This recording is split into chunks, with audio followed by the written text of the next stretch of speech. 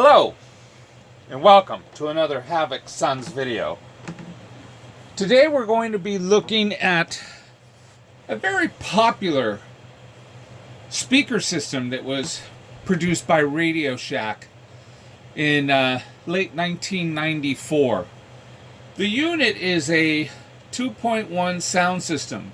It was featured and actually built and designed for the Tandy Sensation. But it became very popular for just about every other Radio Shack computer from that time on. She has a full capacity of 22 watts at 4 ohms. That's 11 watts per channel. She has a separate volume control, tone, and balance. It also has a built-in mixer where you can switch over to fade over to either A or B completely, or mix a little bit thereof. You also have a place for your headphones, power light, and of course a power switch. Now, on the back of the unit, you'll see more about that mixer that I was talking about. You'll see here you've got an input A and an input B. There's the right and left channel. You could actually put in either two different types of systems, computers, 8-track, cassette, Walkman, whatever you had at that time. And this little switch right here controlled it. You can either go with the internal setup, you could go with the external setup, which was these here where you could plug in external speakers, or you could go with B. Now, these here, channel A and channel B, were controlled by the mixer in the front that I showed earlier. One little caveat that I want to bring to your attention is the speaker resonance opening. Look at that little cubby right there, that little opening. That is for the woofer's resonance response, which is kind of cool because if you look on the other end of it, there's your woofer right there. I'm not sure, I haven't really measured it. I would think that's about a 5-inch woofer. It cradles on a very nice little set of pedestal cushions. And of course you've got your Tandy logo, Radio Shack, Tandy stereo amplified speakers for personal computers. So they don't even mention that they were designed for the Tandy Sensation. And then of course you've got your caution, risk of electrical shock, do not open. Warning, shock hazard, do not open. And I think they even have that. And boy, I don't know what that is, but it looks like French to me. I have no idea. And then of course you've got your date stamp over here, 1994, June of 1994.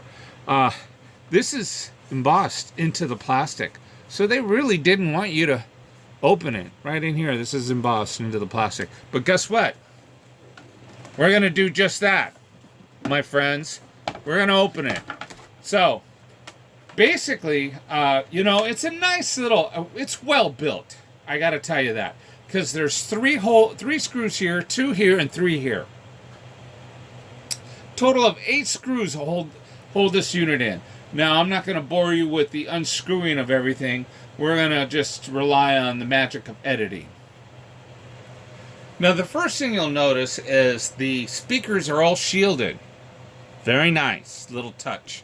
And of course, they're doing that because they figure you're going to be around a lot of magnetic sensitive devices. Back in the day when this was invented, floppy drives and floppy disks were a very common feature. So every speaker out that came out in that time was shielded. So here, what we have here is the inside of this unit. Let's take a look at the top here. You can see your variable pots there, your power switch. You can see that it's all very well built. Very sturdy construction. You have your caps, filtering, and your diodes over here. You know, I'm not I'm not an electronic technician by any means, so I have no idea what all this does, but I can pretty much tell you that this probably controls, this is your sensitivity controls for the variable pots that we saw up front. You know, your volume, your tone, your balance, this is all controlled by that. And these probably filter and resistor this. This here is definitely part of the power supply. And that looks like a Wheatstone, like a bridge rectifier, if I remember right, if my electronics class doesn't fail me. Yeah, I think that's a Wheatstone bridge rectifier. 4 caps, or four diodes and a capacitor. I think a good clue that I'm right is that fuse right there tells me that this is all part of the power supply. And then we have the actual amp down here. Let's take a look, closer look here. And here you can see that you have a mixture of a lot of different components. And then we have a chip here. And you know, it's very hard to see what the number is on that. So I really can't tell. We have a fairly large capacitor over here. It's pretty interesting. But all in all, it looks like a very sturdy system. So, again, like I said, I'm not really sure. I'm not going to get too technical because I don't really understand electronics at this level all that much. I mean, I can replace bad resistors or capacitors or diodes. I've done that many times. I have videos showing that. But, I mean, I don't really know circuitry enough to explain what's going on here. I just find this very interesting. Here's another thing, too. If you notice, I don't know if you can see this, but that speaker resonance cap that I pointed to earlier, it's vented. So that definitely is a resonance for the woofer. Pretty nice. Oh, and on the speaker, you can see that it's 10 watts, 4 ohms, which is what I told you. The total capacity of this unit is about 11 watts per channel. So 22 watts total. So this is basically the inside of a very popular speaker system, the Tandy MMS-10, which I believe stood for the Multimedia Speaker System version 10. There is a version 11, which is actually identical to this, but it's got a built-in EQ. Very nice. Love to get my hands on one of those. I have probably, let's see, 1, 2, 3. Yeah, I have 4 of these units, including this one.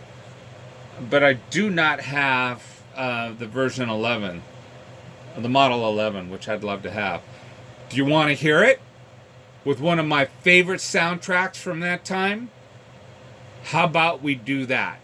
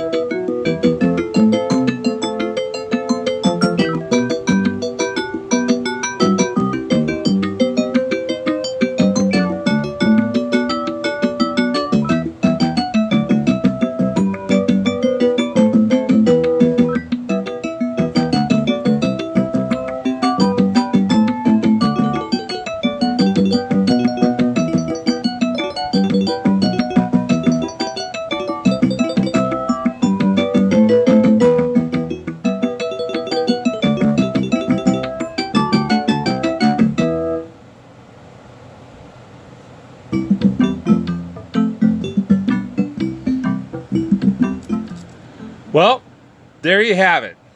The Tandy MMS-10. Say that 10 times real fast. Like always, thank you for watching. You have a great day and a better life. See ya.